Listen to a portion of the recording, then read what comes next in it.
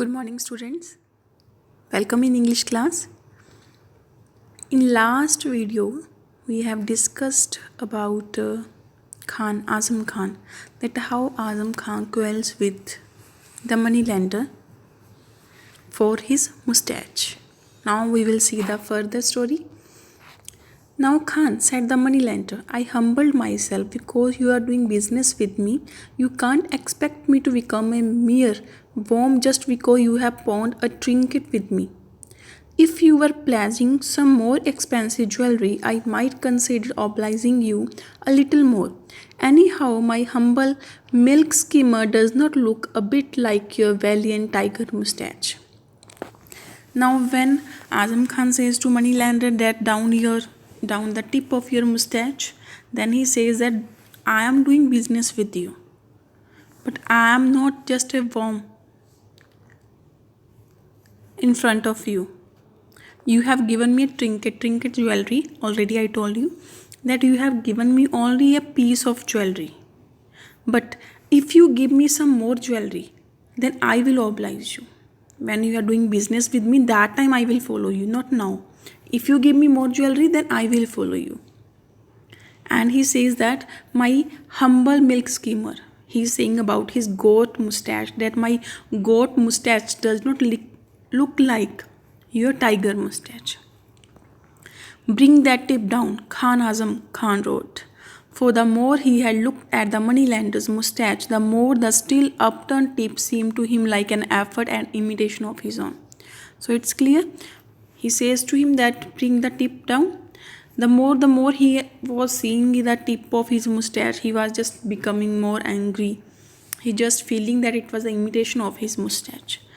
Now be sensible, Khan, the moneylender said, waving his hand with an imperturbable calm. Be sensible means be in your sense.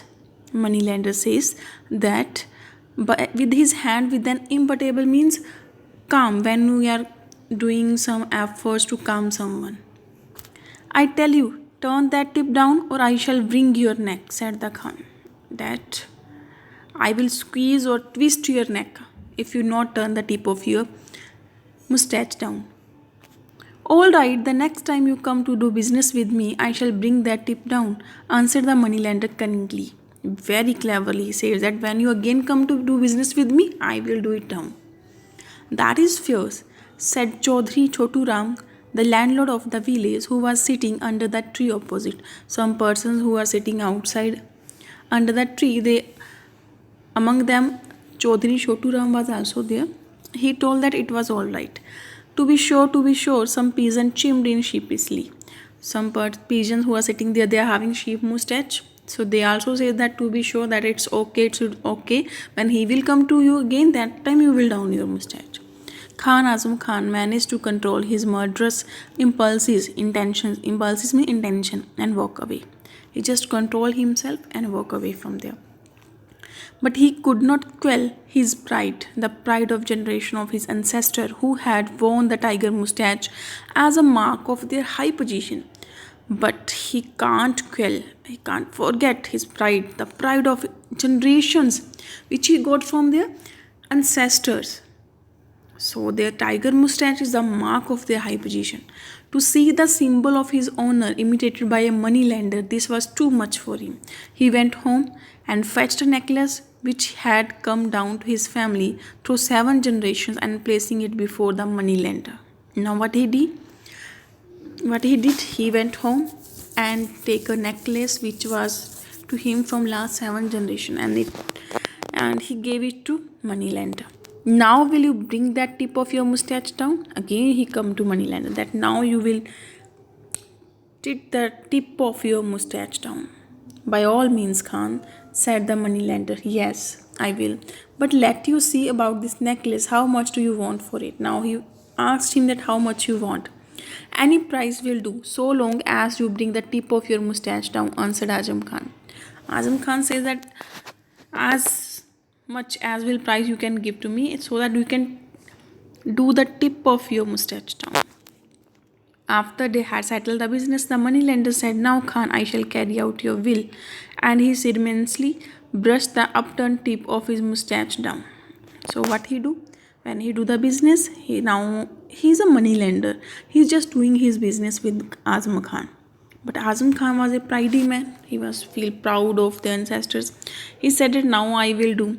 Ceremoniously means as it, we are saying that Riti Rivaj ke anusar that he keep the tip of his mustache down. As Azam Khan was walking away, however, he noticed that the other tip of the moneylender's mustache had now gone up and stood obviously like the upturned end of his own exalted tiger mustache. Now, what he observed when he is just walking away, that the another tip of the mustache is in upright position. He turned on his feet and shouted, I shall kill you if you don't brush that mustache into the shape appropriate to your position as a lenting eating money and lender. He again shouted that I will kill you if you don't down your mustache. Now, Khan, come to your senses. You know it is only the illusion of a tiger mustache, and nowhere like your brave and wonderful adornment, said the greasy moneylender. Now, what he says that no, be in your sense, Khan, it's not like your tiger mustache. It's not as brave and wonderful like you. Greasy means the person who is having oily mustache. I tell you, I won't have you insulting the insignia of my order, shouted Azam Khan. You bring that tip down. He says that I tell you, you can't insult me like that. You have to bring that tip down. I would not do it, Khan. Even if you pawn all the jewelry you possess to me, said the moneylender. Now the moneylender say, if you will give me all the money that all the jewelry that you have, that time I will not do the mustache down. I would rather lose all my remaining worldly possessions, my pot, my pants, my clothes, even my house, than see the tip of your mustache turned up like that, sputtered Azam Khan. Now Azam Khan shouted with in anger. He shouted that I will give you, oh, I am ready to lose my all things that I am having, all my possessions, boat, pants, my clothes, my house, everything, for to keep your mustache down. Acha, if you care so little for all your goods and chattel, you sell them to me, and I shall turn the tip of my mustache down, said the moneylender. And what is more, I shall keep it flat. Now, is that a bargain? Now, what moneylender says that it's okay if you sell all you are having to me, all the possession you are having to me, that time I will keep my mustache down forever. It is a bargain. Bargain means soda. That seemed fair enough, said the landlord from under the tree where he was preparing for a siesta. So they are playing cards there. So they also the moneylender offered a bargain for Azam Khan, and the landlord also agreed for that it's okay. But what proof I have that you will keep your word, said Azam Khan. You oily lantern eaters never keep your promises. But Azam Khan said that what is the proof that you will keep your words? You will not let your tip of your mustache up again. We shall draw up a deed here and now, said the moneylender, and we shall have it signed by the 5 elders of the village who are seated under a tree. What more do you want? He said that I will sign an agreement with you in front of all 5 persons sitting under the tree. Now there's no catch in that, put in the landlord. I and 4 other elders will come to court as witness on your behalf if he does not keep his mustache to the goat style ever afterwards.